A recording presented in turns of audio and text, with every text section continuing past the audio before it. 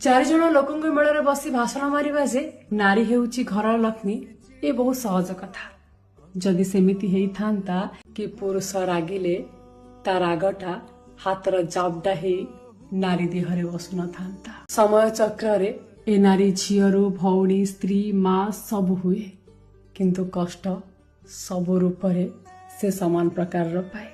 गोटे पुरुष बाहर 9 घंटा काम करे, नारी 14 घंटा खटे, तापरे पुणी ताकू उत्तर देवाकू पड़े तुमे दिन सारा कौन करुथुल कि? सतरे कौन नारी माने एते सस्ता ना सस्ता चिंताधारा रे बंचुची आम ए समाज। लेडीज फर्स्ट आम समाज मजाक मजाक रे ए शब्दर व्यवहार बहुत करे।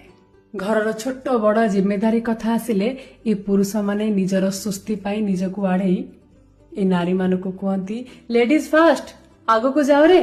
किंतु सतत ए लेडीज फास्ट केवल सकाळ उठिबारे हुए, घर काम करिबारे हुए, नहले डाइनिंग टेबुल ले समस्ते खाई सारिबा परे ए लेडीज लास्ट रे खाए। घरर सब काम तुटी सारला परे ए लेडीज लास्ट रे सुए।